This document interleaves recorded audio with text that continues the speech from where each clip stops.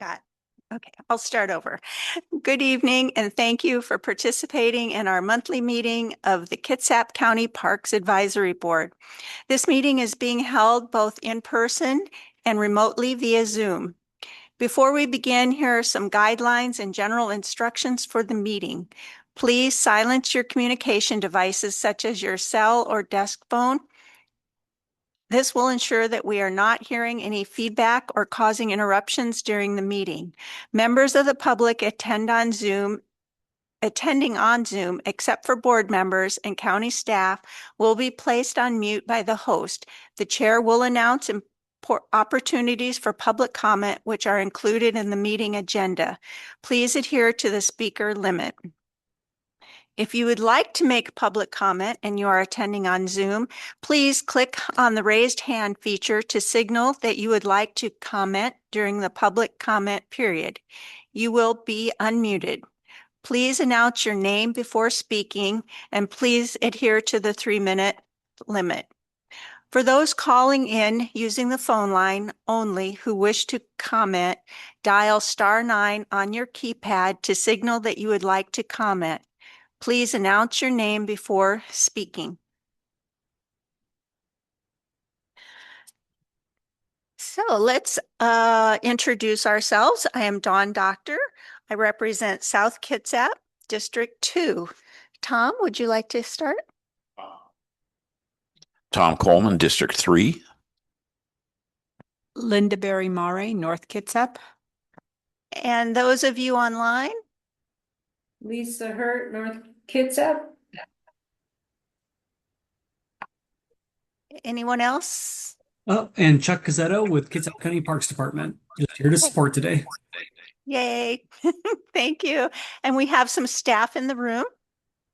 Good evening, Alex Hardy. I'm the Admin and Events Supervisor and filling in for Alex Wisniewski tonight as he's on a 3-week vacation.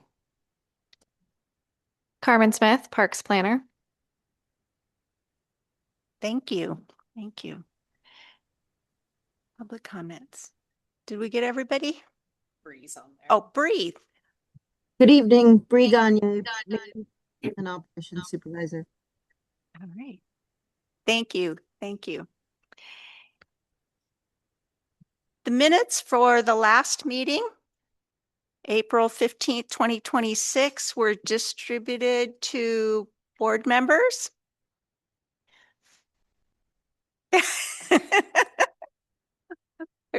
Good evening. Planning on a rough meeting tonight. All right. So I'm assuming everyone had the opportunity to read the minutes and check them over. Any corrections?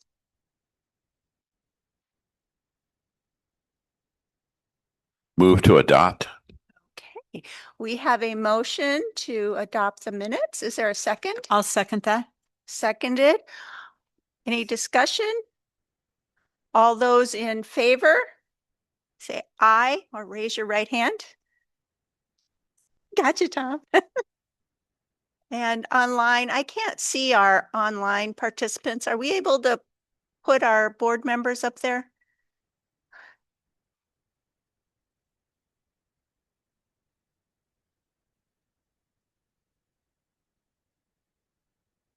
Oh, there. Okay. And so that's unanimous. Minutes from the last meeting have been passed.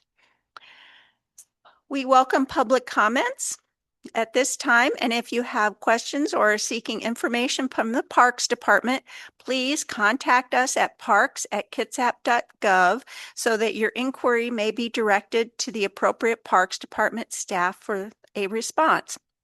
At this time, we will take in person. Please come to the podium, make sure your mic's on, give us your name, and 3 minutes. Hello. Are you on? I don't know. Should be on? Okay, thanks. So my name is Catherine Ander. I am a park steward for Coulter Creek Heritage Park. And I came today just to talk a little bit about noxious weeds and in particular about holly. So just wanted to make sure that we kind of all are on the same page in regards to that.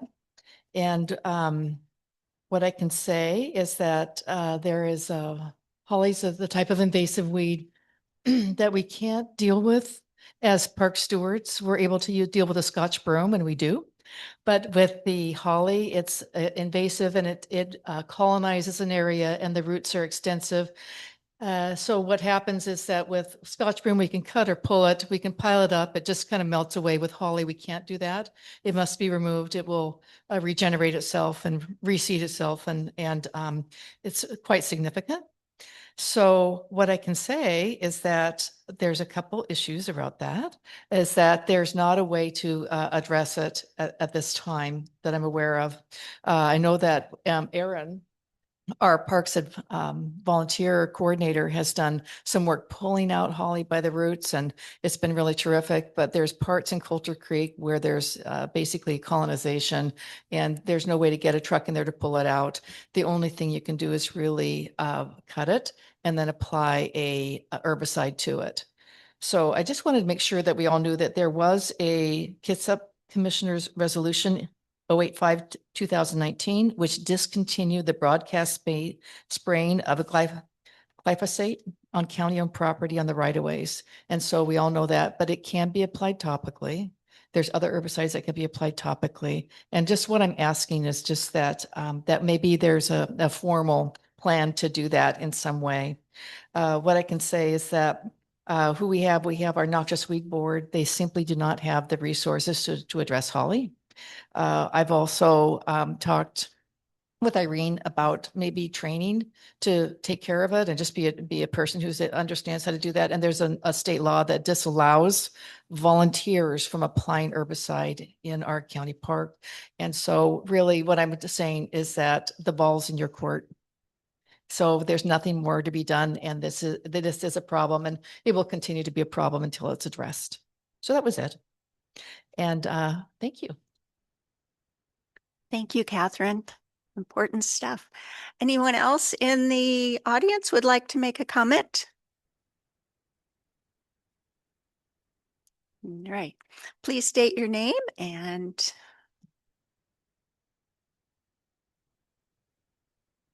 Oh my God, I don't want to break it. Hey everyone, my name's Sky. I'm from Silverdale. Just wanted to share a little bit about my parks experiences. I love the county parks. I'm in at least one of the parks multiple times a week. I love spending time outdoors, so they're really an awesome resource. I think my favorite park, though, is undoubtedly Port Gamble. It's got something for everybody. It's so many cool things you can do there. My wife goes foraging for mushrooms there. I love taking my kids there to pick berries. It's the only way I can get them to go on a hike with me. I ride my bike there, take my father-in-law birding there. I go running there. It's truly got something for everybody. It's such an amazing community resource, which is why I don't really understand the calls to limit access based on certain user groups. It just doesn't make sense to me. It's our park. We all pay taxes that fund it, and it's for everybody. And so the idea that we would limit access to people based on the type of way that they like to enjoy nature and recreate is just kind of gross to me. So I hope it continues to be a community resource for everybody. It's really amazing. Thank you for letting me share my piece, and also for such an awesome park. I unfortunately will not be able to stay for the whole meeting because I gotta go do kid bedtime, but thank you. thank you for your comment. We appreciate it. Anyone else? See, I am going to find out what your name is. My name is Bradley Berry. I'm a North Kitsap resident. Not really here on anybody's behalf today. Just like to attend these meetings to see what's going on. I noticed in the package you guys provide when you attend in person that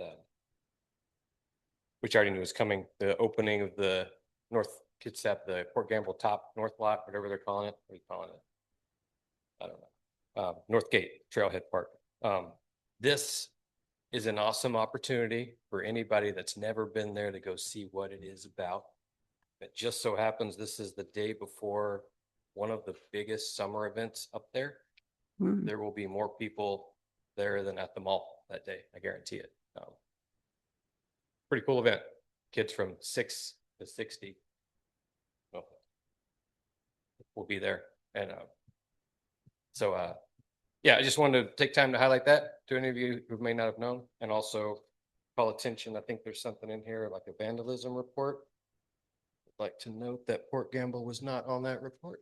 So I'll conclude with that. Thank you, Bruce. Thank you, Brad. Anyone else? Okay, anyone online who would like to make a comment? Steve? Oh, Steve, you sent in a written. Will you be reading that tonight? Most of it.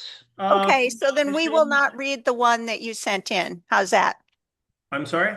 We will not read the one you sent in. We'll let you take care of that.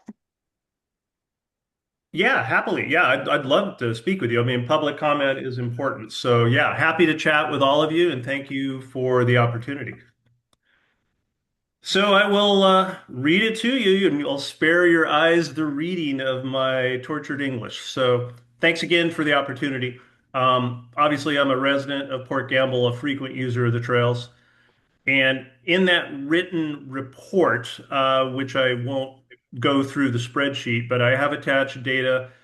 You know, I've been talking about, yeah, there's no way mountain bikers are the dominant user group in the park.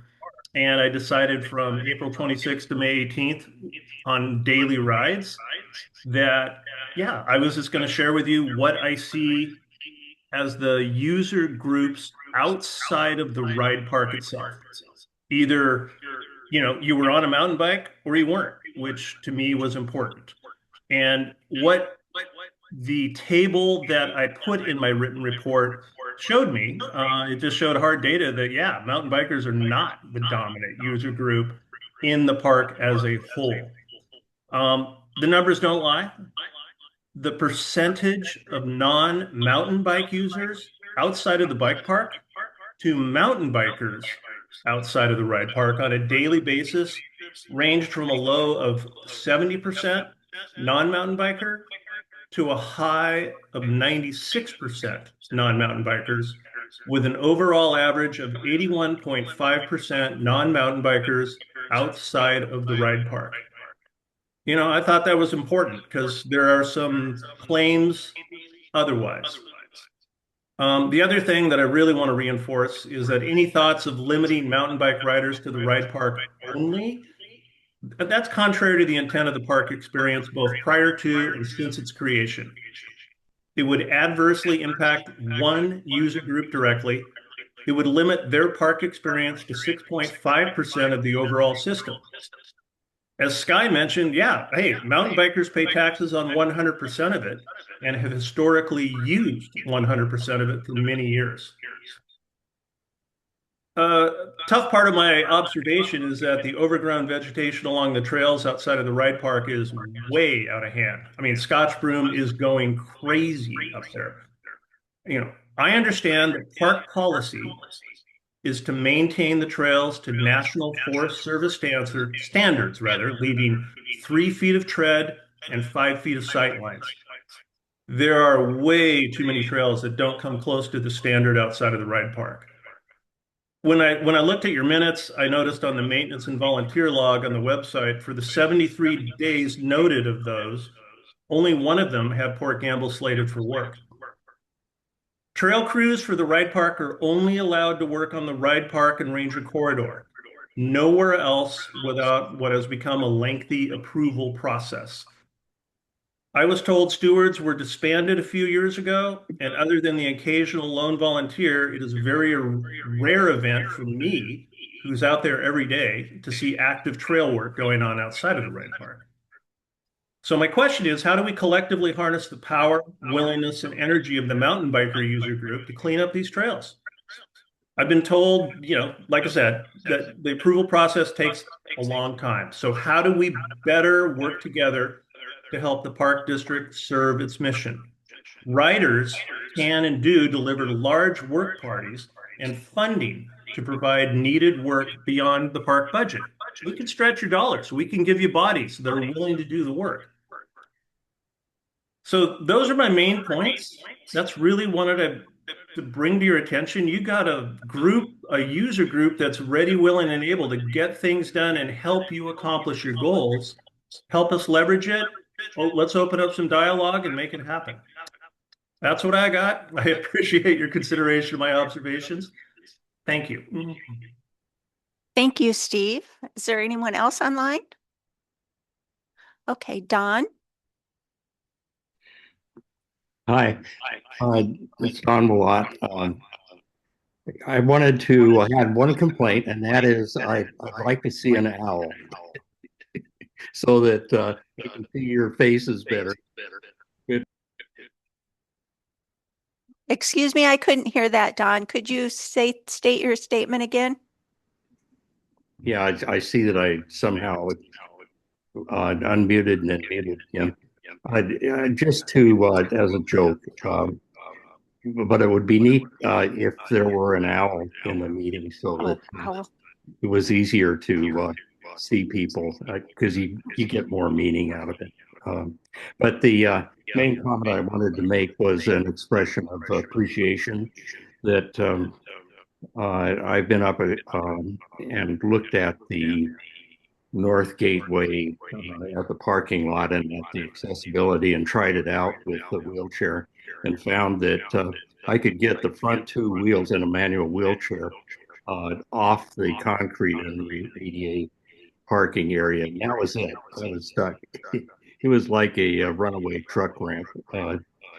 So I was delighted then having checked in with Michelle Philly with Public Works on it, the project manager for that. And then had Alex Wisniewski and Bree getting on it, and Alex Hardy, when I checked in with her, was on top of it. So my understanding is that there will be quarter minus gravel compaction that hopefully will take care of it, but also the 3-foot square interlocking Velcro panels that Parks has some, and Great Peninsula Conservancy has a lot. So there's some options, and I know that Scott is working on figuring out placement of the booths for that event so that it's accessible for all the users. We might have a significant number of folks using wheelchairs and other kinds of assistive devices. It's such a beautiful place. Once you're up there on the ridge,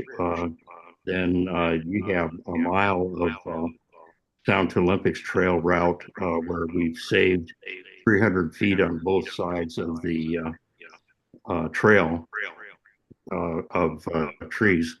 Anyway, so I especially appreciate the attention to accessibility, and that's all I wanted to say. Thanks. Thank you, Don. Anyone else? Matt?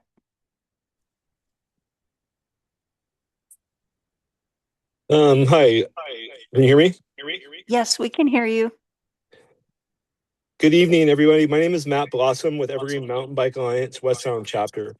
First off, I want to say thank you. The Port Gamble Ride Park continues to be an incredible community asset, and we are really excited about the progress being made right now. The restoration contract has officially been signed and has been in effect for over a month now. Work in the Ranger Corridor is moving along extremely well, and we're seeing a lot of positive momentum out there. I also want to thank the county for recently working with us on the addendum to include the Ewok climb trail repairs. The cool thing with working with Evergreen is that once we get approval, we move fast. The repairs to Ewok have already been completed, both removal of the stump and the section that the logging machinery was driving over. But tonight, I want to talk about another subject, the trails outside of the immediate ride park and ranger corridor areas. We continue to hear from community members over and over again that many of the multi-use trails throughout the forest are feeling neglected and need attention. Not everybody rides jump trails or spends their time in the ride park. A huge part of our community loves the broader trail network, and honestly, we do too. We know the county needs help maintaining these areas, and Evergreen would love to be part of the solution. So tonight, I would like to formally offer again to work together on creating an addendum or additional agreement that would allow Evergreen to host one work party per month outside the ride park and ranger corridors. These work parties can be extremely cost effective and community driven. In many cases, they can be volunteer led stewardship events with minimal county and Evergreen oversight. And when needed, Evergreen can also provide professionally led work parties with trained staff members for around $1,200. And on the stewardship side, a couple weeks ago, we ran a small incentivized Scotch broom poll campaign through our social media. Community members who helped pull Scotch broom have the chance at winning a Hot Laps Enduro entry, along with gift cards to local businesses like Butcher and Baker and Sourdough Willie's Pizzeria. It went really well, and it was exciting to see the community engage with the stewardship in a fun way. It also showed that there's opportunities to expand something like that park-wide in partnership with local businesses and community sponsors, because Scotch broom is definitely something that still needs to be addressed throughout the whole forest.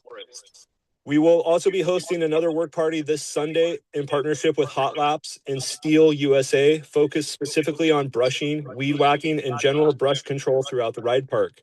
There's a lot of people in this community who are excited and willing to help if we can continue creating opportunities for them to get involved. We also have a really cool opportunity happening this Saturday. Evergreen is hosting a trail school beginning at 9 a.m. at Port Gamble Heritage Forest.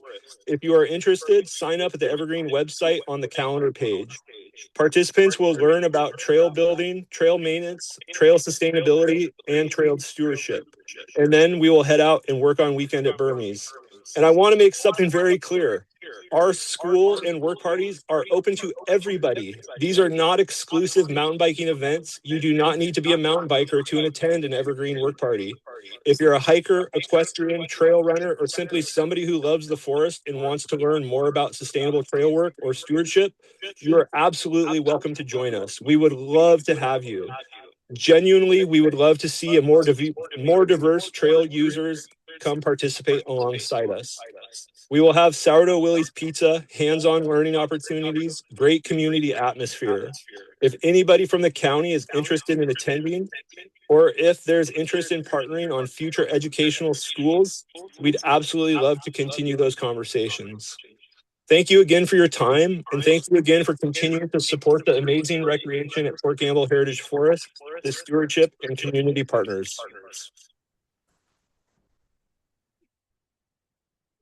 Thank you, Matt. And do we have anyone else? Brian? Hey, can you guys hear me okay? Yes, we can hear you. Awesome. Thank you for the chance to speak today. I've been looking kind of forward to it this time. My name is Brian Wells. I'm the owner of Infinity Cyclery, kind of the Port Gamble's like bicycle shop, if you will. And I really just want to solidify and validate some of the people that have spoke tonight on their impact here. I think it goes really underlooked what like Steve Ruggiero and Matt Blossom specifically have done for the community out here. It's just been amazing. And it really isn't just for the mountain bikers, but as he mentioned, it's like he can only really help as much as he's given permission. And it's like he's been given the permission to just really work on the ride park. But by permission, I mean, he's moving a lot of dirt, taking and maintaining a lot of the trails and just doing an amazing job getting the community together. And most of the times you'd see like a team of 50 or 60 people to organize like this. And he's doing it almost single-handedly and he's consistently. And the chance to let that man and the few people that he really works closely with work on some of the other trails outside of the park is an absolute no-brainer if you want quality work by someone that just, I mean, it's his passion, but it's what they do all the time. Like their experience is so good, their knowledge. I mean, like we're worried about trail erosion or this or that, but trust me, he's already 10 steps ahead of it on just thinking through as an engineer, kind of how it would work out for the best. And so I just really want to validate that. Yeah, Matt specifically, he's just an amazing asset out here. So please let him run. He'll help everybody, not just the mountain bikers. So that's really all I have to say today. But it's been amazing over the years. And I've worked, I mean, I don't work with him, but I help organize group rides. I help organize little trail building work parties and such all the time with him. And it's just been as good as it could get, honestly. When we lose him out here, we'll lose probably all the maintenance. No joke. So that's all I really have to say. And thanks for listening. Thank you, Brian. And Carol, you're up next. Okay, I'll try to be calm and give an alternative point of view to the many folks that have spoken about mountain biking trails and having bikes in the park. They keep talking about their community. I would wonder who that is. I'm not part of that. I don't feel like I'm part of that. I feel that we've been actively pushed away as walkers. We're not involved in taking care of the park anymore in any way. We're not invited. Yeah, although they say, come one, come all to our trail parties. I'm not interested in working on mountain bike trails. I'm not interested in working on a USFS 3-foot wide trail. That's unnecessary if it's a walking trail. And we have right now 2 walking trails, 2 in the whole park. I just would beg the county and I would beg IMBA and all you guys that think that mountain biking is so wonderful, come and sit down at the table with us and talk about trails. That's all I've been asking for years now, and it's only happened once. So that's all I have to say. Thanks. Thank you, Carol. Joe?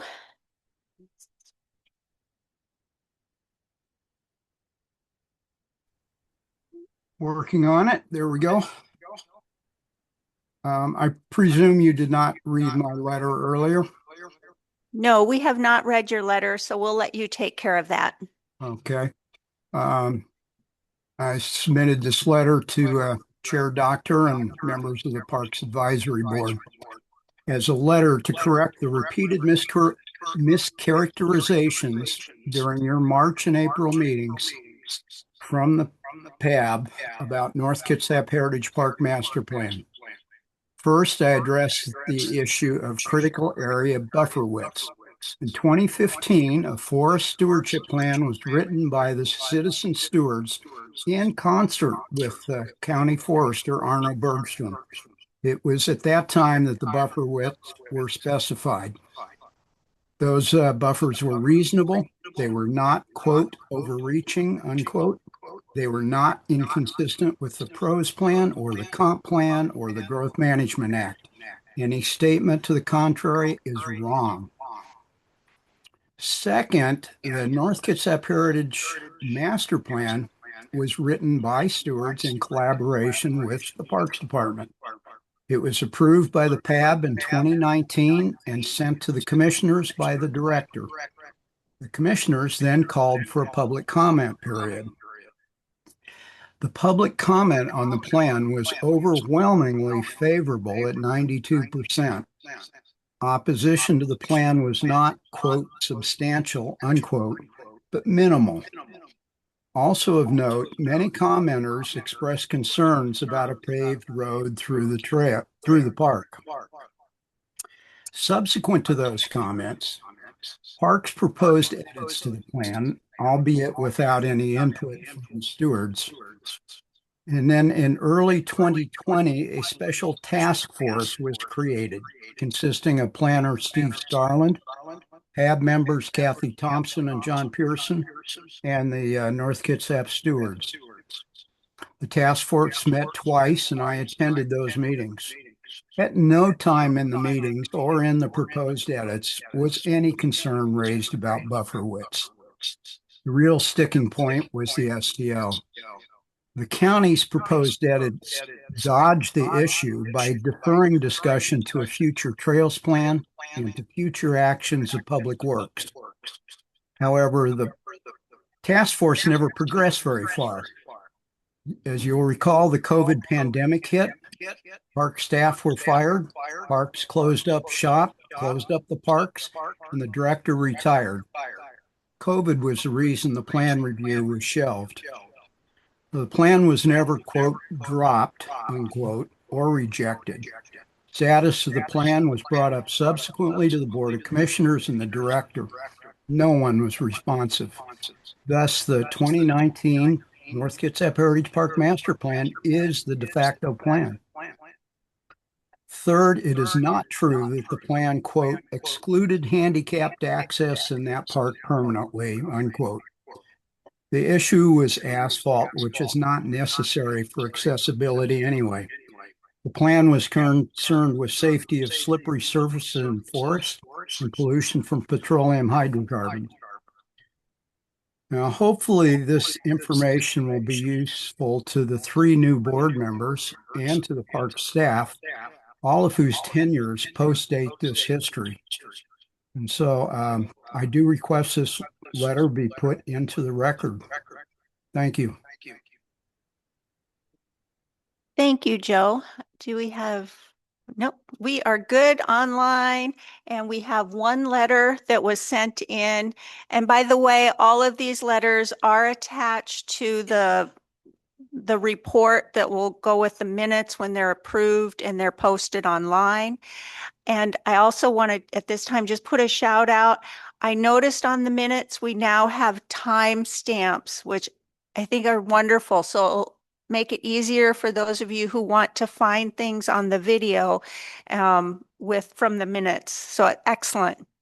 But Alex, could I ask you to read the letter that has not been read? Yes, so this is from Cindy Ruggiero. I think I said that correctly. So hello, my comment is a reminder of the mission and vision of Kitsap County Parks taken from the Parks webpage. The mission is to enrich Kitsap County's quality of life by stewarding parks, outdoor spaces, and facilities that are inclusive, safe, and accessible for all. Through community events, educational programs, and environmental protection, we foster connections, promote well-being, and create enduring opportunities for current and future generations to enjoy and thrive. The vision is envisioning a thriving and resilient Kitsap County where everyone connects with nature, enjoys inclusive recreation, and shares in stewardship of our parks and open spaces. By embracing sustainability, innovation, and community engagement, we aim to inspire pride, foster well-being, and set an example of environmental leadership for generations to come. So having parks and trails that are accessible to all users is vital. It is great to see work being done to make trails at Port Gamble Forest Heritage Park more ADA accessible, and I hope these modifications continue rather than limiting user group access. Thank you for reading that, Alex. We have one more. Is it Tim? Tim, we're ready for your comment online. All right, can you hear me? Yes, we can hear you.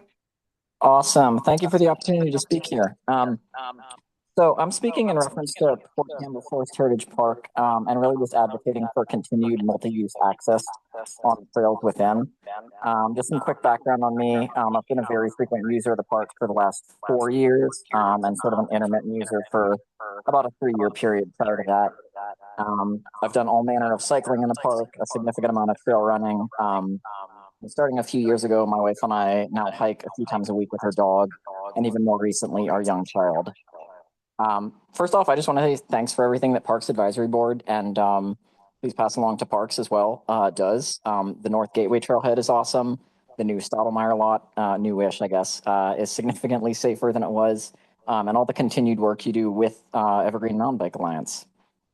I'm really here to just make a few quick recommendations. One is just strongly recommend maintaining the multi-use nature of Port Gamble trails where that exists. Over my years in the park as both a trail runner and a cyclist, I've observed user groups consistently interact respectfully and safely. I've explored basically every trail and fire road of the park, sometimes on foot, sometimes on bike where that's allowed. And I think that allowing just as many people to get outside and do the same is a huge positive for the community and the park system. My other recommendation for Parks Advisory Board and Parks, and I think this goes along with something Carol was saying earlier, is simply please involve all community groups when any significant changes to the park or trail access are being evaluated, so that we can provide input, listen to others' perspectives, and figure out how we can all continue to enjoy, maintain, and improve this beautiful shared resource that we all have access to. Was not planning on making this comment, but upon hearing it earlier, I do think that extending the scope of Evergreen's trail work to trails outside of the ride park and ranger corridor would be a huge plus for the park system. Again, very frequent user, and there are a lot of spots outside of those areas that where erosion is an issue. I could rattle off a lot of trails, but yeah, just here to second that, and I think that would make those trails better for everyone and probably better for the environment in those areas as well. That's all I have. Thank you. Thank you, Tim. All right. I think we're good on public comment. Thank you all for participating. It's really important for our community to hear all of these differing views, and I think it helps us move forward in positive ways. We are down to special presentations and reports. Bree, are you ready?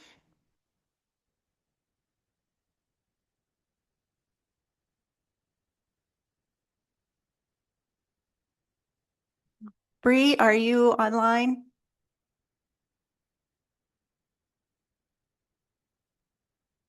Was she expecting to give a report? Okay. I apologize. I'm here. Okay, sorry. All right, thank you. Bree will be talking about sustaining park service levels, demand, damage, and capacity.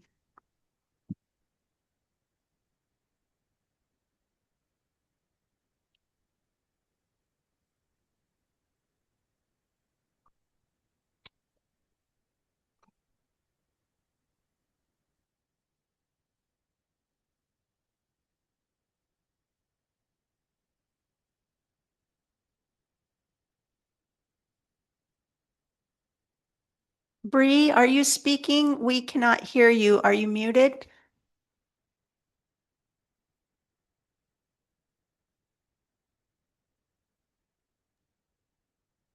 I'm not. I'm actually having a technical difficulty. Oh, okay. Thank you. Just a minute. Apologize.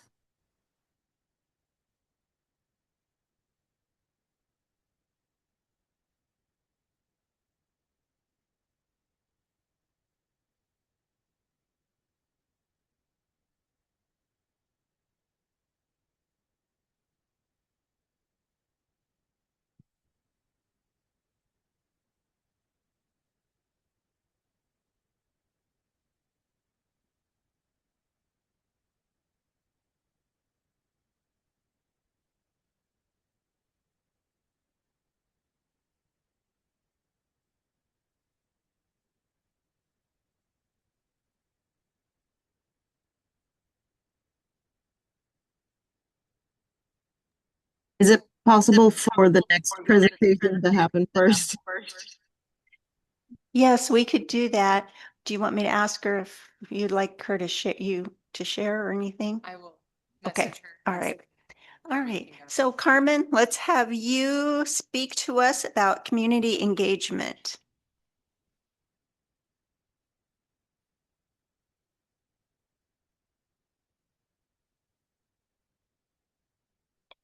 Bree, stop sharing. Thank you.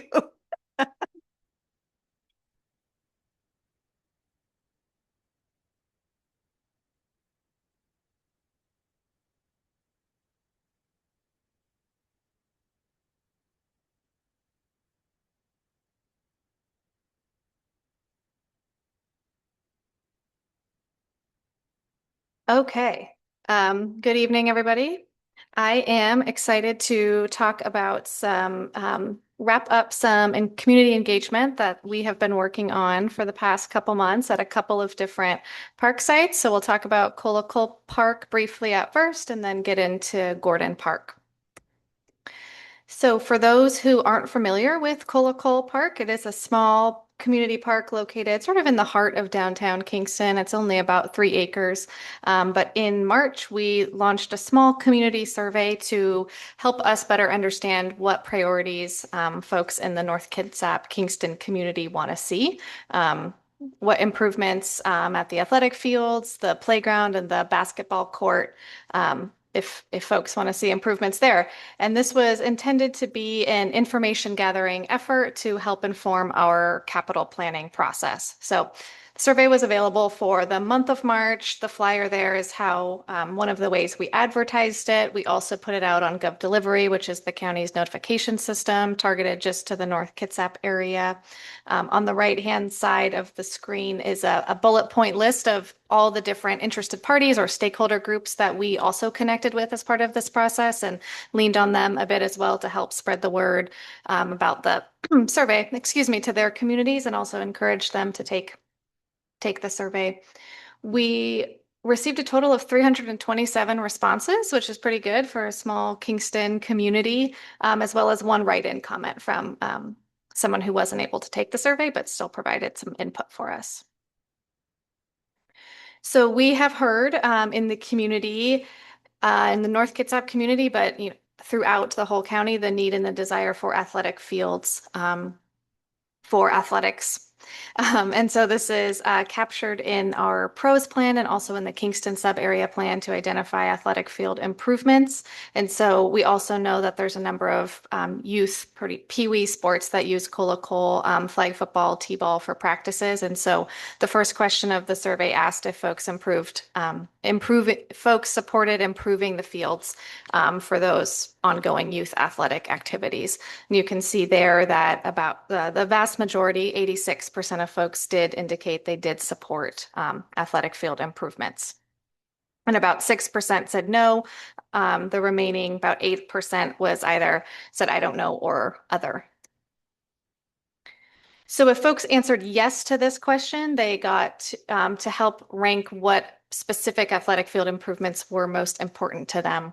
So we've heard restrooms, lighting, grading, and irrigation are all important improvements. You can see on the bottom there, restrooms and lighting really rose to the top, restrooms especially as an important improvement that folks would like to see on the athletic fields.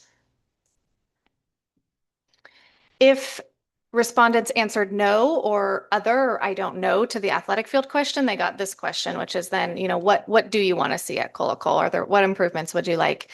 And the sentiment here was that folks would like to see uses and amenities that would be catered towards a larger group of the community rather than youth athletics. So things like day use park amenities, walking trails, picnic areas, maybe a community garden. There were also folks indicating they'd like to see trees, planting, spots for shade. It gets pretty hot there in the summer. There's no existing trees. Really, the site's pretty clear. And so also some folks indicating they would like to see it remain the same, actually, and no improvements there. There is also a playground on the site. And so we asked if there are any improvements that people would like to see on the playground. And about 22% of respondents who answered this question indicated that there were not any improvements to the playground that they would like to see. The second big chunk there, 24 respondents, indicated sort of broader equipment upgrades, things like modernizing or refreshing the playground equipment, but not calling out specific amenities. Swing seating, those got each 10 respondents indicating they would like to see that. But there were also several features only mentioned, once or twice, not enough to make the chart here that folks would like to see. Toys for younger kids, fencing on the playground, shade, slides. Fitness stations, so folks who have they're with their child and they could get a little workout in next to the playground while their kid is playing. We also asked about basketball court improvements. There is a basketball court there. Lots of support for resurfacing and striping the court so folks could see where the three-point line is, where the free throw line is. That was about 31% of folks answering this question. But similar to what we saw with the playground question is there were a handful of folks, about 27%, that indicated there were no improvements that they would like to see to the basketball courts. Other things called out: new hoops and nets, improved maintenance, lighting, as well as pickleball, or at least seeing the courts be able to use for multiple different sports. So quickly on demographics, we had this pretty simple in the survey. The first question, as I mentioned, we really advertised this out to the North Kitsap community. So the first question asked if you were a Kingston resident or a non-Kingston North Kitsap resident or other. And so the vast majority here, about 70%, were residents of Kingston, about 26% non-Kingston North Kitsap, so Eglon, Suquamish, Indianola, Hansville, and then about 4% indicating they live elsewhere. We also know that there's a handful of established uses on the site. There is the Scout Hall, there is a preschool on the site, as well as I mentioned, several sports teams use it for practice, mainly Kingston Youth Sports Association. So the question on the right gets at, what are folks' relationship to the site? So lots of family members of youth athletes who use the field, but also preschool parents, coaches, some scouts and athletes themselves. So for next steps here for Cola Cole, the survey results demonstrate pretty strong support for continued use as athletic fields with some improvements for Pee Wee sports. And so this is our intended direction. Look to score this as a capital project as part of our capital planning process, but also want to, call out and recognize that we do also hear there's demand and desire for an off-leash dog park in North Kitsap. North Kitsap does not have one. And so we know that, and we've heard that the two uses don't mingle well on the same site together. And so that's something that we'll continue to look and work towards. Last, just briefly here, Public Works Stormwater is looking at additional sites for potential future stormwater parks. So that's something that we may continue to kind of collaborate and explore with Public Works for this site. Cola Cole was one of the sites that they're looking at. So moving into Gordon Park master plan, as you know, we've been working on a project to develop a master plan for the Gordon Park site since early this year. For those that may not be familiar, Gordon Park is right next door here. And this graphic here is the timeline of the process. Where we're at right now is highlighted with the yellow star in the explore phase. So our consultant team has done a lot of research and analysis into the existing conditions on the site, understanding what's on the ground. We've also done a lot of engagement that the next couple of slides will really dive into. And we're now starting to bring those threads together and start putting some pen to paper for the design process. And the intent is to be wrapped up by the end of this year. So this is really just intended to be kind of a sneak peek into the different types of engagement that we've been doing. We'll talk more in the preceding slides about what each of these are. So I will just get to it. We launched a community survey that was also open for a month. It was open for the entire month of April. And this asked folks about what they value at Gordon, what they like, what they want to see in the future. And similar to the Cola Cole survey, we put this out via GovDelivery. We put it on social media. We've developed flyers and signs that we put out at the park and at other locations throughout. And then similar also to Cola Cole, we have a pretty long list of interested parties or stakeholder groups that we've also been collaborating with and sharing information about. We also shared the survey out to the Parks Advisory Board as well. And for this, we received 690 total responses. So we were also pretty happy with this response rate as well. We held at the end of March a community open house here at the fairgrounds site. We had the design team here, we had county staff, we had Commissioner Walters giving some introductory welcome remarks, and this was really intended to be pretty informal, casual drop-in style where folks could learn about the project and share their thoughts through a series of different activities and stations that we had throughout the room. So these are just some images of design team and staff and attendees. We also had on that same morning a Users with Disabilities Lived Experience workshop, which was led by the project's accessibility sub-consultant. Her name is Ashley Schaefer, and she owns a business called Empowering Access. And she has over 20 years of lived experience in a manual chair. That's her in the center of the photo there. But she's also a designer. And so she does a lot of park design work like this. And one of the pieces of her work is this exact style of workshop that we did where we brought in folks with different disabilities. We had about 5 or 6 in different perspectives. We were able to go to several different spots in the site. And each person with lived experience was paired up with some county staff and design team members.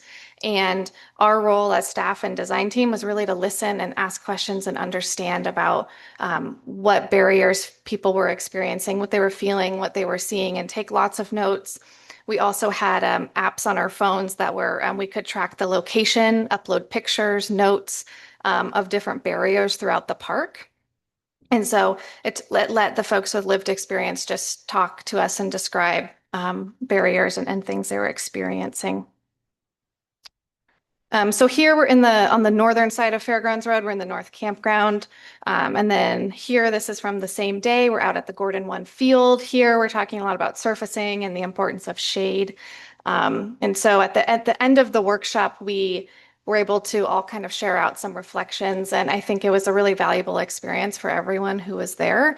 And really, folks got a lot out of it. For county and design team, I think a lot of us went to big picture, like how do we do this as our norm? How do we bring accessibility into our planning processes from the beginning and hear from folks with lived experience to make our parks and facilities more welcoming? And I think, for the folks with lived experience, really appreciative of being invited into that and having us just, honestly want to hear and learn from them. So that was a great experience. We also conducted a series of tabling events. We were out at the Castle Park Playground, we were at disc golf, we went to soccer practice, we went to a couple of other organized events. And so the bottom are just some pictures of that. And then the top is sort of the activity that we were getting feedback on from folks. So our consultant team put together a lot of really great boards with images, and they were all themed, and people could indicate based on each picture how important it was to them. And so the design team can kind of add that up and see what types of features and facilities are really resonating as important with folks. We also have an accessibility focused survey available right now. So that's the QR code on the bottom right. We would love your feedback. We can also share a link if that would be helpful too. But this is something that Ashley Schaefer put together. We presented this to the county's Developmental Disabilities Advisory Board and the county's Accessible Communities Advisory Committee, and got their feedback. We ran through some of these questions, which ask about barriers that people experience in Gordon Park or any park that they frequent, and then what types of features would make the park feel more usable and welcoming. So it's intended to help complement the other survey. And then we also had some staff engagement at an all-staff meeting. The 2 left images are completed passport cards. So these image boards, the top, we did at an all-staff meeting and gave staff time to kind of run through and share their thoughts too about what types of features and facilities are important to them. So those are a couple of completed cards from our staff. And then we also had on the right-hand side 3 focused kind of facilitated interviews with key stakeholders on site. So we met with Kitsap Fair and Stampede Association, the 2 soccer clubs, Tracyton and Alliance, who are big users of the Gordon 1 and 2 fields, as well as West Sound Disc Golf Association. So the image on the right is just kind of a screenshot of meeting notes. And so now we can move into a little bit about what we heard, and this is primarily results from the survey. So first question was just trying to gauge use of the park. About 38% visit the park at least once a week, so demonstrating some, at least from the folks who filled this out, some strong current use. We also asked folks about what features they most enjoy, and this was expanded to include Gordon, but also the entire Fairgrounds campus and Anna Smith Children's Park across the road. And so folks that features that really rose to the top: sports fields, the disc golf course, and trails and walking paths.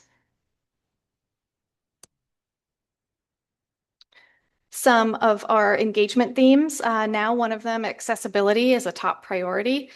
We've heard as we've been out in the community and shared our plans to, really bring in accessibility and make this a park that's inclusive and welcoming for all, and not just specific amenities, but the entire park experience. We found, folks really resonate with that and are excited about that.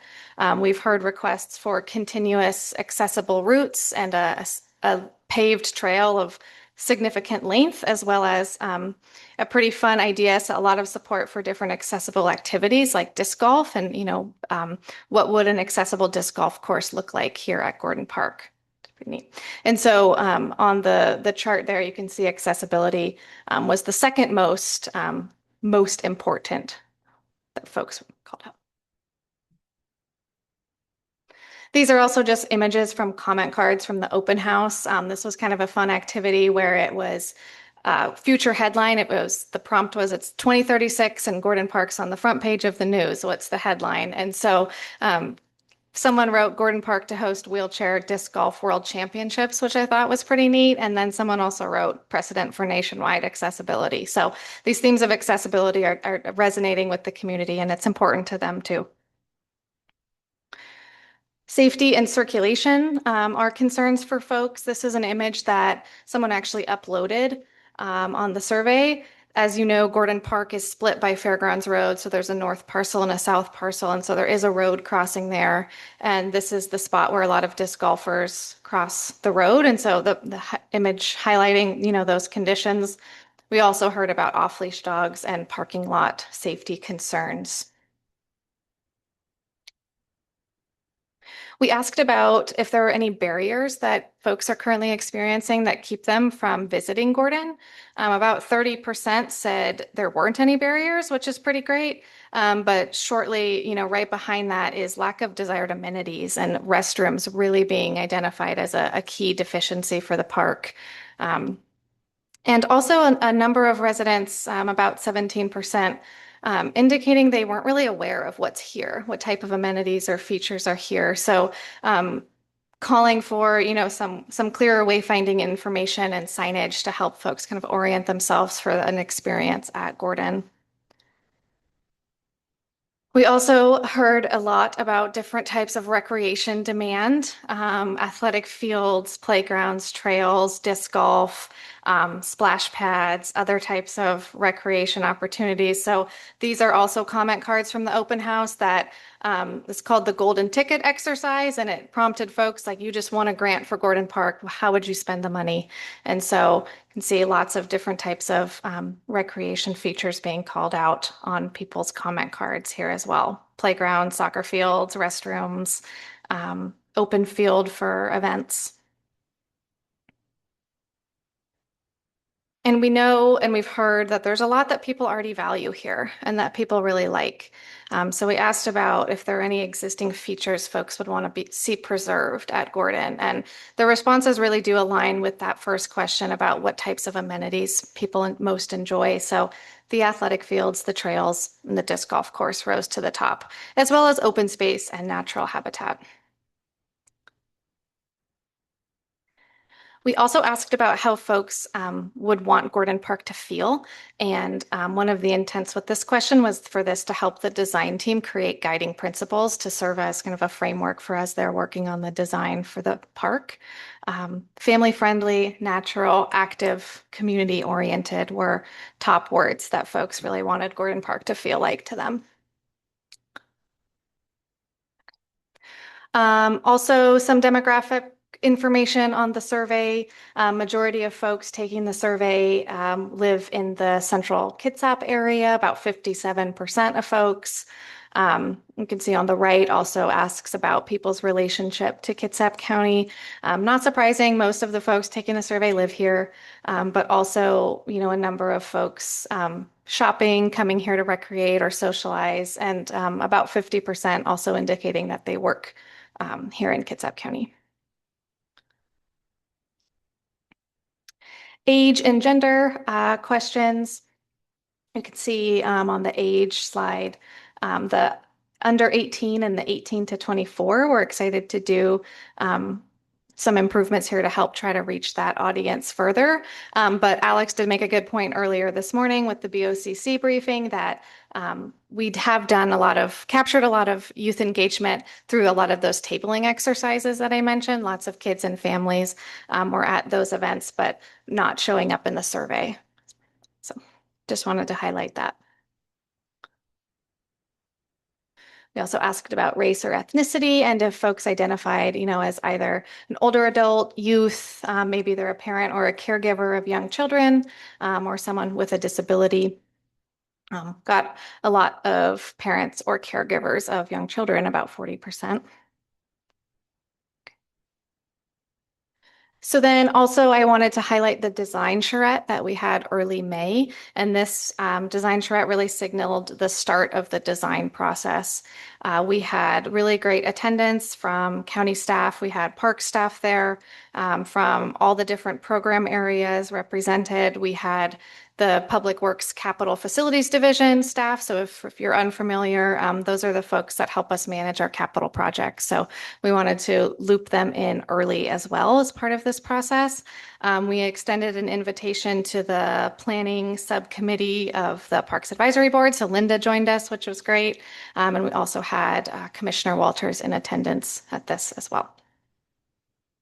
And the images you're seeing on the screen, they split us up into different groups, and then each group was tasked with creating a couple of different design concepts. So they're kind of hard to see and read with the trace paper, but those were the products of different groups' efforts. And we shared them all out at the end and definitely gave lots of ideas to the consultant team as they get to work on our next steps here, which is that they're going to prepare 3 design concepts. And we will bring them back to the community for feedback, input, late summer. We're looking at late July or early August. So thank you very much. That kind of wraps up a lot of what we've been doing for community engagement the past couple months. Thank you, Carmen. Linda? I'm wondering, I'm on here to report out on that meeting, and I'm wondering if I could do that while we still have this up there, because I was hoping, Carmen, that you might be able to go back to the slide to the map. It's probably 10 slides ago. There was a map that showed overall the park plan. Okay, this map right here. So I attended this meeting. It was a 3-hour charrette back on the 6th. Really great to be able to attend. And I wanted to mention that one of the things that came up that I didn't realize that I thought the Parks Advisory Board might want to know is that this is focused on Gordon Park, which is separate from the fairgrounds, even though it's attached to the fairgrounds. So it had to do with funding sources and REIT funds and all kinds of complications. But I do think that as we move forward on this, I know I'm going to be asking about those connections because they are so physically connected. It's, as somebody with a planning background, it's a little surprising to not be looking at the overall, but it has to do with the color of money and the REIT funds. So that's why I wanted to share this. The other thing I wanted to mention is that one of the things that came up quite a bit out of just the preliminary ideas that were shared is the possibility of putting the all of the disc golf on one side of the road, not having them go back and forth for those conflicts. And I think other than that, we we got a summary of the public input, which was pretty extensive. We hadn't viewed it ourselves, but we heard about it and, looked at all the options. There certainly are some grading challenges when you look at accessibility on that site, because there's quite a bit of slope and that just doesn't go away. So it, becomes one of the more complicated things to deal with. But and that's really all I have, but I thought it would be helpful to share it when you're looking at a map. Thanks, Linda. Any other comments from our board members? Okay. Bree, are you ready at this point? Yes, ma'am. All right, good. All right.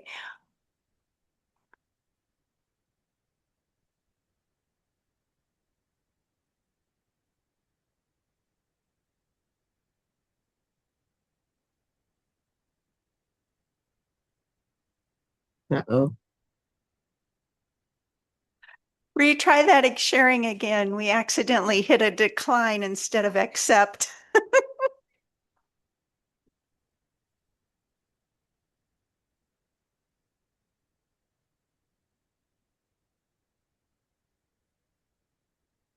All right, thank you. We see it. We hope you're ready to go.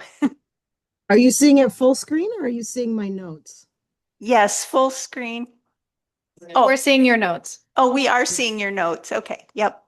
I just don't understand why I am not able to. There we go. That's it. Yeah, but I can't see the notes. So Alex, can you share your screen for me?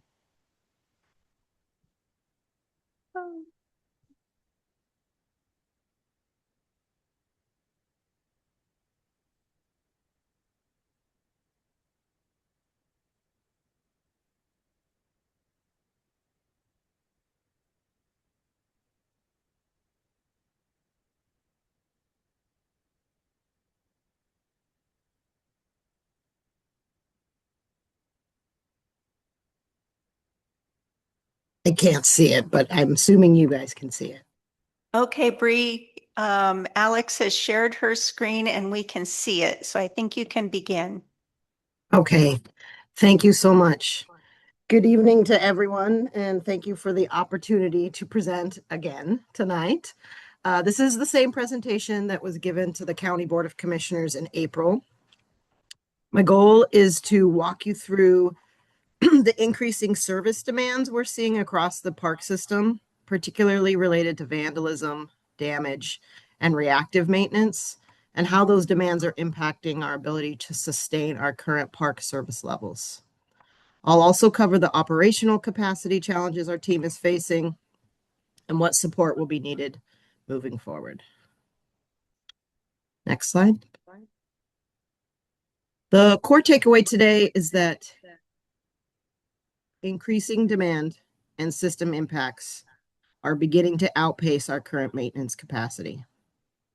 I'll walk through a brief department overview, data from community-driven reports and service requests, field conditions, and documented incidents driving crew labor demand, and finally, the service level impacts we're seeing across the system. Before getting into demand and impacts, I just want to briefly ground this in the scale of the system that we maintain. Next.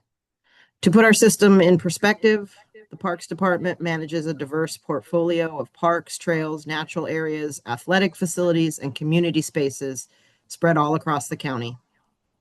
Maintaining our large system requires consistent oversight, preventative maintenance, and responsive field operations year-round on weekends and holidays.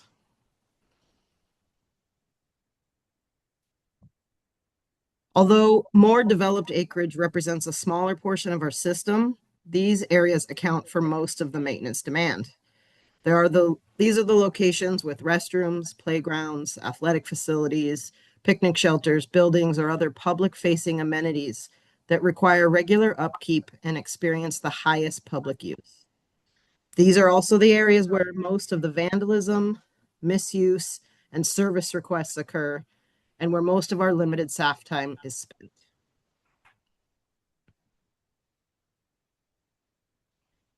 I also want to briefly show how the department is structured, so there's context for where maintenance resources fit within the organization. Parks operates across 5 program areas, with park maintenance and operations serving as the primary field response and maintenance group.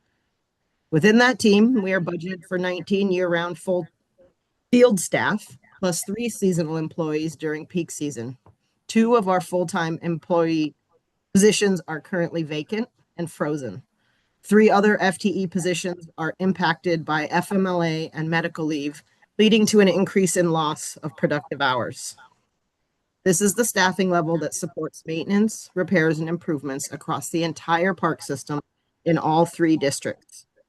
Daily routines such as restroom custodial, trash removal, athletic and event support are the core priorities that we focus on, with limited capacity for making improvements, tackling deferred maintenance, or repairs.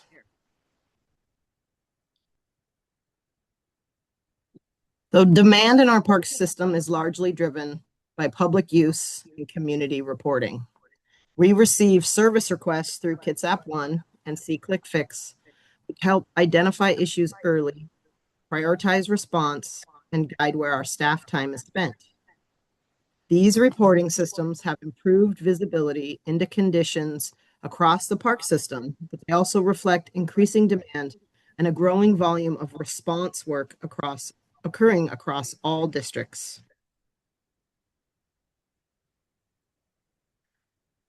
In the last 480 days, since January 1st, which about a month ago, I think the last time I checked on Tuesday, we had received another 37 service requests in the last 24 days.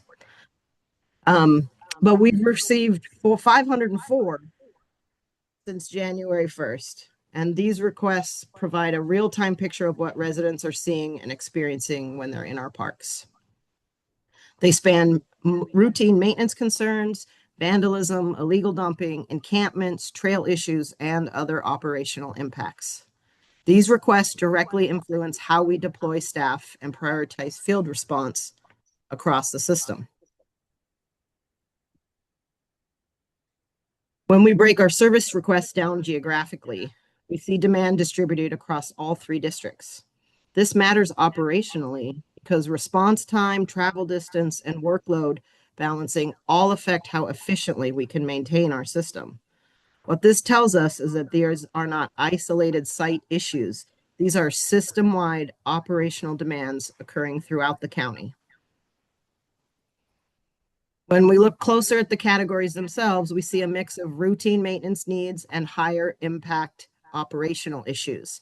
Encampments, illegal dumping, vegetation concerns, and trail impacts make up a large share of the requests. Vandalism and damage incidents are lower in total volume. They often require significantly more staff time, repair coordination, and material cost.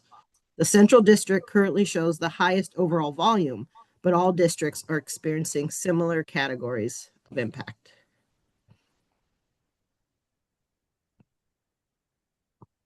So on the field conditions driving our service requests, this is where we shift from the service request data to what those conditions actually look like in the field. Service requests help us identify where operational demand is occurring, but the field conditions behind those requests are what drives staff response time, repair work, and our operational costs. This is where impact moves beyond isolated incidents and begins affecting our overall park operations. These recurring events that repeatedly pull crews away from scheduled maintenance and preventative work into immediate response, cleanup, stabilization, and repair. It creates a continuous cycle of reactive work, often repairing the same assets multiple times, which delays maintenance elsewhere and increases our labor, travel, and material costs. Some facilities remain partially closed or unavailable for extended periods due to repeated or severe damage, directly impacting public access and service levels. There's also a growing impact on staff morale. Our crews take pride in maintaining the parks, and repeated damage to the same facilities makes it increasingly difficult to stay ahead of broader system needs. The next several slides show documented examples of the incidents our crews are regularly responding to throughout the park system. These are examples of repeated fire-related vandalism incidents from 2025. Multiple trash cans and portable toilets were destroyed in separate incidents across the system. These photos are all taken from South Kitsap Regional Park. Even when staff respond quickly, these incidents require cleanup, replacement, inspection, and repeated follow-up work that pulls resources away from our planned maintenance activities.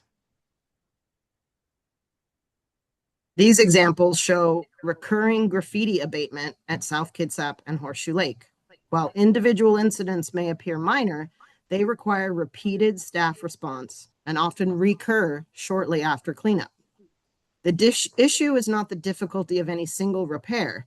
It's the cumulative labor, material cost, and repeated diversion of staff time over the course of the year. Even relatively small incidents contribute to the broader reactive workload that's impacting our system-wide operations. These next examples show the level of intentional damage staff are increasingly responding to in the field. In this case, restroom facilities were extensively vandalized, and our portable security camera deployed to help monitor the area was itself damaged beyond repair shortly after installation right before Christmas in 2025.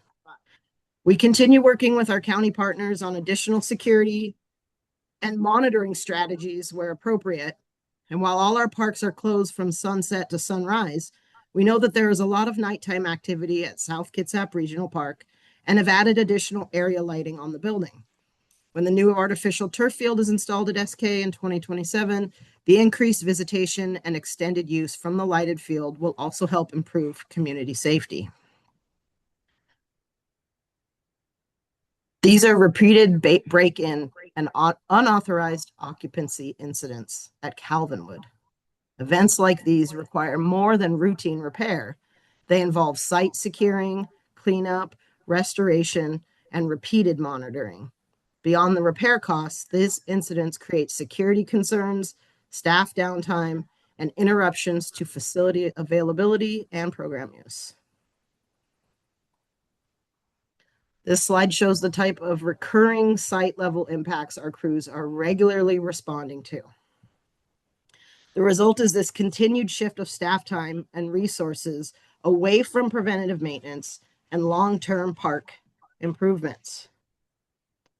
For the Park Advisory Board, continued advocacy around operational capacity, asset reinvestment, and proactive maintenance support will be critical to helping sustain service levels system-wide, especially as new amenities such as restrooms are added, which require daily service, and impacts to service levels as we spread thinner are our reality.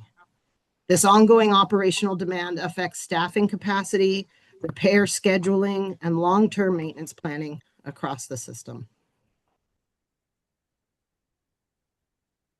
So confirmed incident reports. In addition to our general service requests, we also track confirmed incidents through the county's Origami incident reporting system. These are verified cases involving vandalism, theft, break-ins, and property damage that require staff response, assessment, coordination, and repair. What stands out is not simply the number of incidents, but the concentration and recurrence of impacts affecting the same type of assets across multiple districts, with more than half occurring in the South District. While these incidents occur less frequently than routine service requests, they create a disproportional operational burden due to the repeat damage, unpredictable repair needs, and the level of coordination required for response and recovery. In many cases, these are the most disruptive and resource-intensive calls that our crews handle, reinforcing that the strain on the park system is being driven not only by workload volume, but by the increasing frequency and complexity of high-impact incident response. To better manage increasing operational demand, parks reorganized field operations into specialized crews in 2025. This structure helps separate immediate incident response work from routine maintenance and long-term asset repair, which has improved our coordination, our response time, and visibility into where demand is occurring. Oh, excuse me.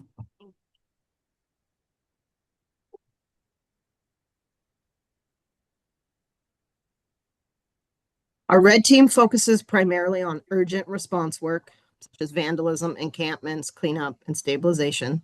Our green crew handles routine maintenance activities like groundskeeping, restroom servicing, athletic fields, litter control, and day-to-day upkeep.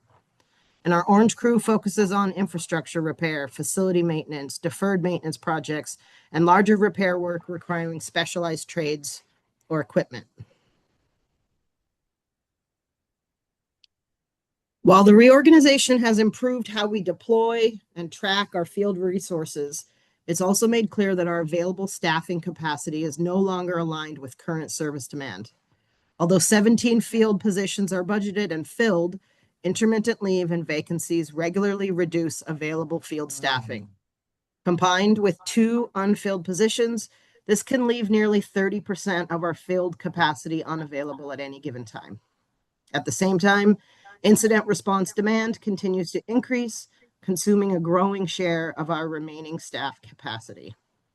The result is a continued reduction in proactive maintenance, delays in repairs and improvement projects, and increasing strain on our available staff. So while our core service levels are being maintained, they're being sustained by shifting resources away from preventative maintenance and long-term asset stewardship.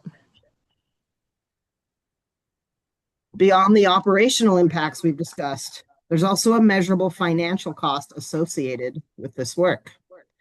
Based on our documented incident reports and repair tracking, we estimate approximately $120,000 annually in direct vandalism and damage-related costs. Importantly, this reflects only documented direct costs, materials, contracted work, and staff labor tied to response and repair. It does not capture the broader indirect impacts, deferred maintenance, service disruption, productivity loss, or our long-term asset degradation. So while this number helps quantify the issue, the true system impact is significantly greater than what is shown here.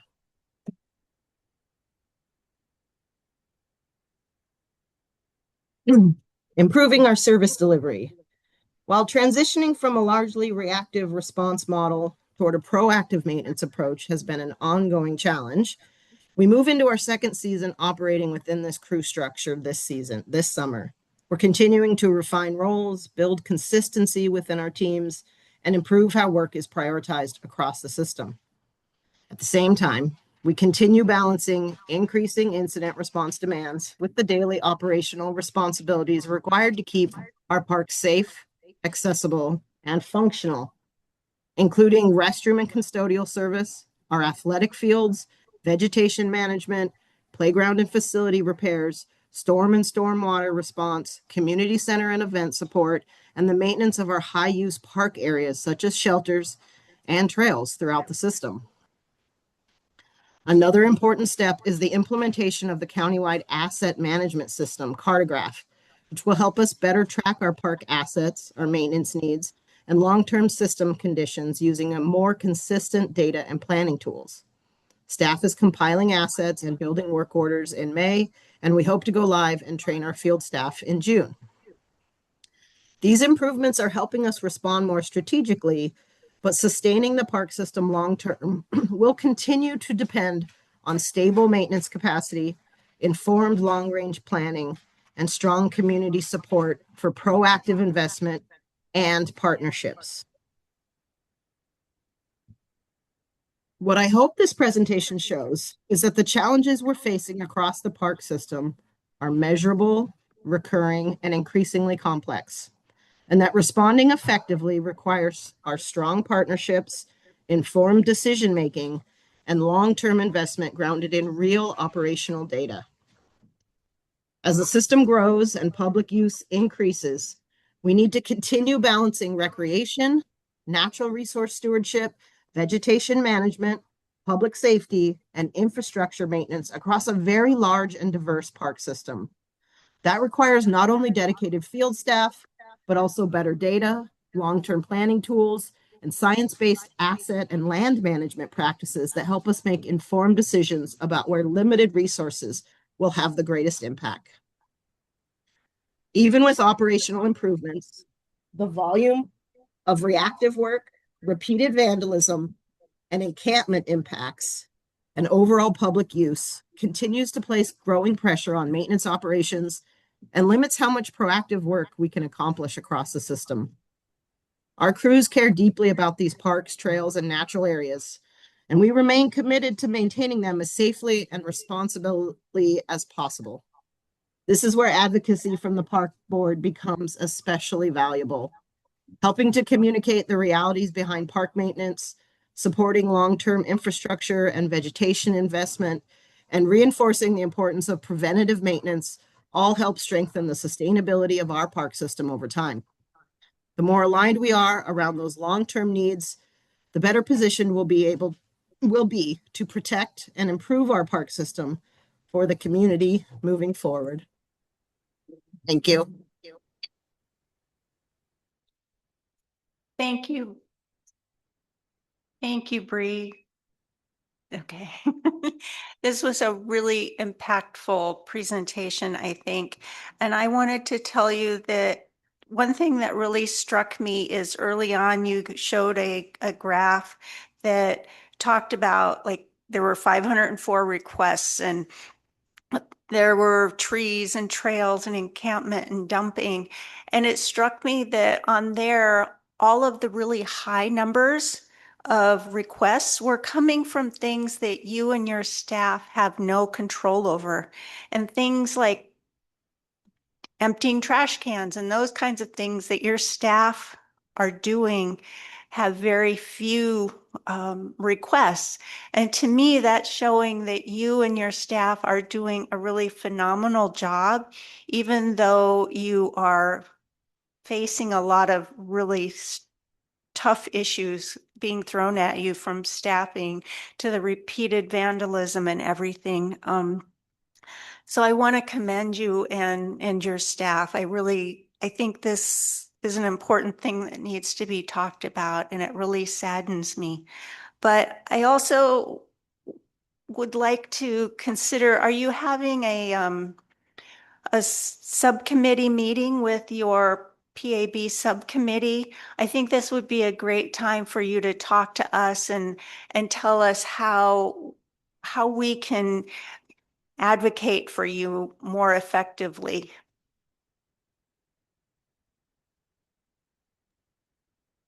That's more of a question, I think, for Alex Hardy. I'm not familiar with the PAB subcommittee. Okay, we'll talk about that at some point, but I think we're here to help advocate if we can. Are there any other part of Linda?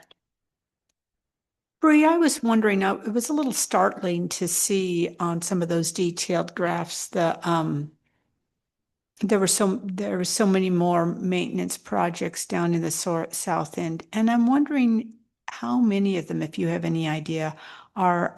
My understanding is one of the parks is literally within the city or almost within the city of Port Orchard, and I have to tell you, I'm still pretty ticked at the city when the city a couple of years ago threatened to sue the county to better maintain the park that was actually within the city. And I think that's South Kitsap Park, though I could be wrong. I'm wrong. Which park is it? That's Veterans Memorial Park. Okay.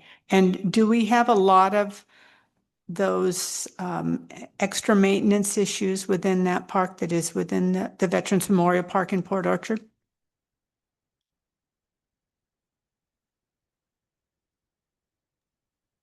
I would say that the primary impact, excuse me, the primary impact at Vets Park is mold damage from pests.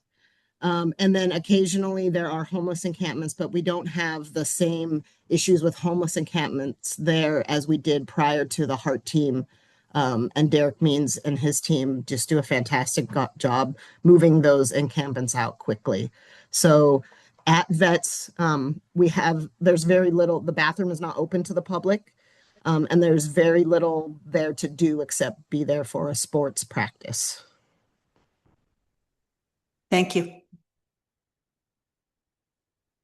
One thing to add, Linda, just on your comment about the incidents in the South End, with a lot of them occurring at South Kitsap Regional Park, we implemented a security company through our risk department. So the funds are being paid out of risk. But this security company, they also come here at the fairgrounds once a night, but they will go to South Kitsap Regional Park every night in the middle of the night and do a patrol and check. And we get those reports and that feedback. And since we implemented that, I believe in early January, it has significantly helped. And we've also seen that help here at the fairgrounds too. So that's something we'll continue to look at in those problem areas. As well as here at the fairgrounds, we have installed security cameras around the campus. One of the challenges we face with cameras in our parks is lack of internet or connection. Are there any other comments or questions for Bree? I have one potential suggestion of something we tried in Port Gamble on the park. Before it was even a park and had so many users, we had a lot of problems with dumping. We had a number of joint cleanups, North Kitsap Trails, GPC, the county parks all worked together and did a lot of cleanups. And it seemed like dumping triggered more dumping. You know, if somebody saw some garbage, then it's like, ooh, great place for me to dump my stuff. And there was a pretty concerted community effort to monitor it. We put cameras out. I know you guys have tried to put the cameras out, but we had enough cameras and we put signs out and really worked with the community members that were out on the trails and asked them to report anything suspicious. And it was a really gleeful moment when somebody caught a photo of a car dumping and it was posted all over Facebook. And I can't remember if it was King 5 or Cairo or somebody put it on the news. And, you know, it just sometimes that community assistance might help, you know, if there were, you know, if people saw something to maybe take a quick picture and put it on C-Click Fix or something like that, where it could be reported to the police. I don't know if it would work, but it was, it got so much publicity in the North End. I think it curbed some of the enthusiasm for dumping in the park. Yeah, I think if there's one thing the board and members of the public can do would be to help give us that data. So do the C-Click Fix reports, even if it's minor. The more data we have, the more justification we have for staffing and funding as we go through potentially another round of budget cuts this year. So again, your data and help completing a C-Click Fix will be huge and helpful for us going forward. You can upload pictures and video. And again, the sheriff's department is willing to do, you know, you've probably seen some of their social media posts where they're posting videos of, do you recognize this person? Or, you know, have you seen this? So they're willing to work with us and help us maintain our parks. Linda, I would say that one of the main issues down south is how spread out and how many varied entrances they are. And like around Coulter Creek or Banner, there just aren't a lot of, there's a lot of places for people to hide. Wicks Lake is consistently dumped at. It's dark down there. There's just really nothing down there. So one of the situations with the amount of illegal dumping that we get in the central and also in the south is that we do partner with Clean Kitsap to help us with that and to help pay for the disposal costs. But it's just how isolated so many of these areas are. There's just not eyes on them. Thank you, Bree. Thank you, Bree. This was a wonderful presentation. We're going Thank to you. move I on. will take the board's appreciation back to the staff. They really appreciate hearing that what they're doing makes an impact because they often feel discouraged. Well, from what I've seen, I think you personally also have brought a lot of new changes to the MNO, and it sounds like it's working really well. I'm sorry you have the issues that you're dealing with, but it sounds like you've got some good plans to mitigate it. So thank you. Absolutely. We have a strong team. Thank you.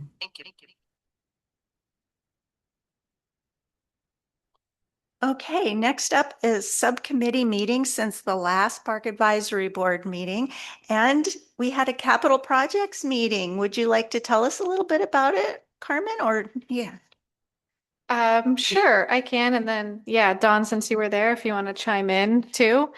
We had a subcommittee meeting for capital projects and parks as we're starting to kick off our capital improvement plan development for this year. So the intent was really to review the project evaluation tool we built with the committee last year and see if there were any changes. So it ended up just being Dawn and I, but I shared the information around with the subcommittee via email too to collect input. So Dawn, I'll turn it over to you if you have anything else to share. Oh, yeah, it was fun looking over what Carmen had put together last year, and we kind of went through the process last year, and looking at it and reviewing the process this year, there really was very little that needed to be changed. So I think she did a really phenomenal job last year of starting from the ground up and figuring out a system and the right questions to ask to evaluate these capital projects. And it's just, there's a lot of them. There's a ton of them to go through. And I think this system has really helped narrow, the focus to what we need to work on and concentrate and what time frame. So I'm impressed, and I just keep moving forward. Any questions about that? All right. Oh, sorry. I always forget something. So I forgot to cover the parks report, which is our director's report. And Alex W is not here, so Alex Hardy, will be presenting that. Oh, by the way, I want to say I really loved the new look of some of the, especially the steward list. I loved being able to see the parks, what types of activities were happening, and what groups were involved. So thank you for all the work. I know this is an extra task for you guys who are already strained with a lot of duties, but I think keeping the board and the community informed on what you're really doing is helpful. Thank you, Dawn. And so I will keep the director's report pretty brief this evening. You have it in your packet there. If you have any questions, you're always able to reach out to us. A couple of things I just wanted to highlight. The first one being with under the admin program, so our volunteer program. As you recall, at the end of 2025, early 2026, Erin Bartleson and I relaunched the volunteer program and updated our program roles. And so part of that is we're now doing one larger public work party each month. And so in April, we had our first one at Port Gamble, and we had 27 participants show up, with 21 of those being first-time volunteers. So we did a large push with our marketing and are really trying to create more of a campaign to get new interest out there. And then just one other thing, kind of a side comment from earlier conversations. If any of the mountain bikers or any community groups are looking to volunteer, reach out to Erin or I. We will work with you and create a plan. There's a spot for everyone, so we're willing to work and find a way for anyone to contribute to helping maintain our parks. So then I'll move on to natural resources. This isn't in the packet, just want to let you know and give an update on the recruitment for the wildlife ecologist position. So as of, I believe, Monday or Tuesday this week, we officially have a wildlife ecologist who has signed their offer letter, and they will be starting on July 13th. I will let Irene come at some point and share additional information on who it is and do a formal introduction, but we're really excited to have that position joining our natural resources team. And then the last item I wanted to touch on this evening is our very last page of the packet. So really excited for this on Thursday next week, May 28th from 3 p.m. to 6 p.m. We will be having a celebration of Port Gamble Forest Heritage Park.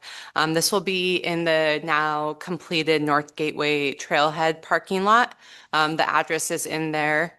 But we will be having food vendors. We will be having, EMBA will be doing a mountain bike demonstration. We will have a walk in the woods. The Kitsap Audubon Society will also be there. So I definitely encourage everyone to come out and check out the new parking lot and learn more about Port Gamble. So hopefully we'll see you there. And if you haven't, on social media, we have a really great video invite as well. So share that and push it out to as many people as possible. Thank you, Alex. Thank you for reminding me to. District representative reports. We're going to start with number 2. Tom, do you have anything? I think I would just like to say that there's a common theme that we've heard in all of our public comments. And I think that we heard from Bree that they are stretched as thin as possible. We should make use of our strengths, and that is stewardship. We have a very unique county with an incredible amount of volunteerism, and we really need to make sure that we are utilizing them as much as possible, which means Parks has to give up some autonomy and authority in doing so. And I know that that is scary sometimes, but things really have changed in the last 2 decades in terms of how stewardship works within the parks. And I'm sure that change has had to happen for different reasons. But when we have groups essentially begging to be able to work on trails, there's a problem with the way we're organizing our use of volunteers.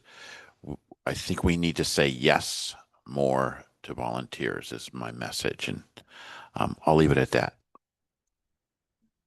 Do we have anything? Sorry, do we have anything from Linda? A couple of things. One, I wanted to, there was, as Alex shared, there was a work event in Port Gamble. It was advertised. There were volunteers. There's photos here. I was there.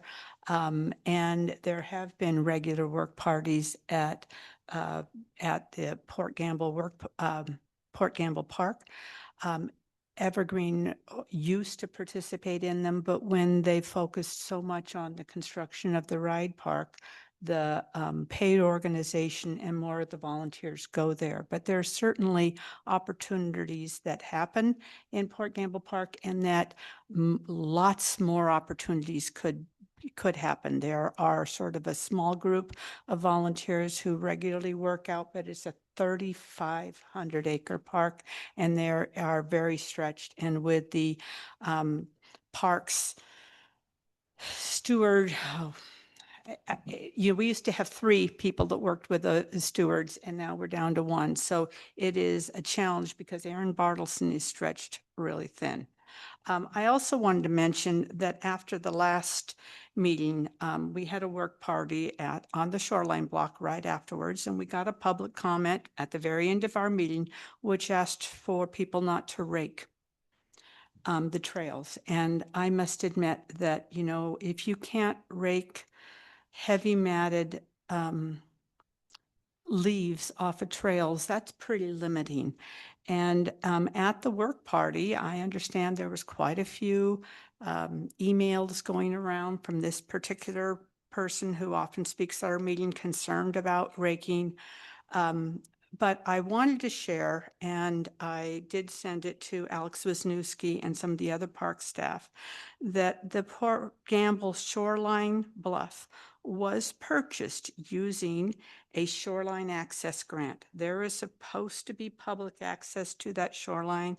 The county accepted a $1.25 million grant for that shoreline. It was a 2012 WWRP water access grant, and it said specifically the primary purpose of this project will be a combination of conservation, habitat protection, and low-impact shoreline and upland recreation. Even that grant for the shoreline included recreation as a very key part of that grant. In addition, I have the wording here from the Kitsap Forest and Bay Objectives. That was the organizational group that worked for over a decade on this, and the primary objectives included creating a public network of land and water trails. It even said, grow a robust eco-recreation business sector. There were 100,000 trail map brochures passed out during those efforts, and all those showed people of all ages, all abilities, birders, walkers, mountain bikers, bicyclists. Everybody was featured as being welcome for that park. And I just wanted to share that with the board here tonight because it was pretty upsetting to have a group of 27 volunteers out there working, giving their own time and feeling like we were going to get harassed for raking. If you can't rake leaves off of a trail, what are you really allowed to do in our parks, which was purchased for all of us? That's all I have. Thank you, Linda. Lisa? Yeah, I do have a comment on that. What Linda had just said about the shoreline property. It does say that it should be used for water access, yet it's almost impossible to get down to the water at that park. And I've had people come to me in the public in this area and ask me, why is it, why aren't there like steps to get down to the beach? It's almost impossible. You have to crawl over rocks and kind of like get on your hands and knees to get down to that shore. So it definitely is not suitable at this point for, kayaking and access up onto the trail system. It's crazy. And about raking the trails, where do you think the salamanders and the little snails live? I mean, if you walk on that duff-covered trail, it's beautiful. There's no reason whatsoever to rake the trail. I think trail work involves cutting trees off the trail, removing branches, and giving the walkers a beautiful, peaceful place to walk that is like not obstructed by, these 3-foot wide trails with bicyclists cruising down behind you. I mean, you've been on a beautiful wilderness trail. That's what the Bluff property, is kind of it. Conservation of wildlife. That's what it's about, not about raking everything to death.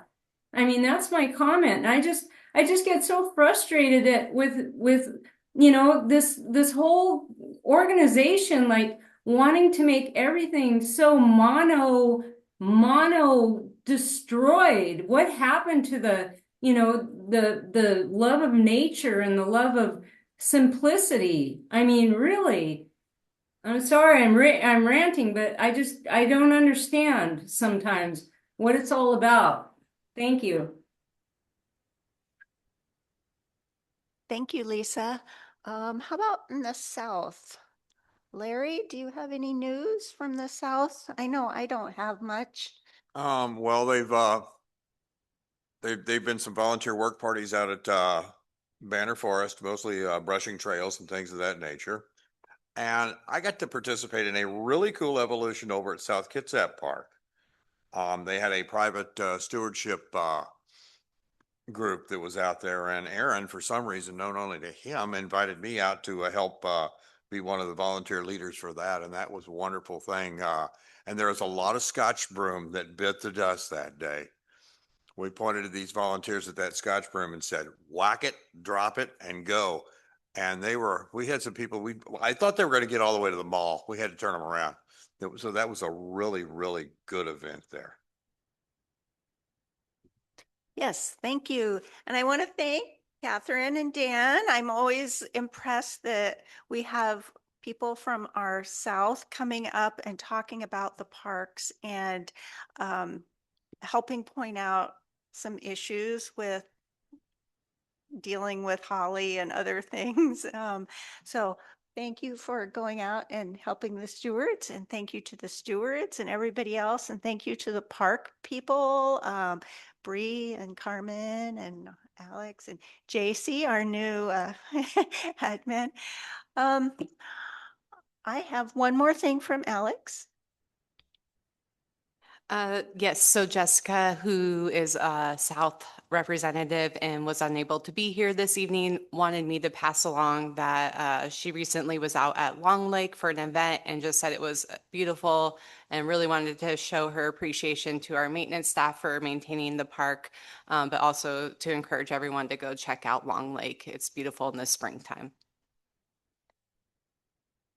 Thank you. And I missed Chuck. So Chuck, you're out there still. Anything else? I would entertain a motion. Public comment. Oh, wait.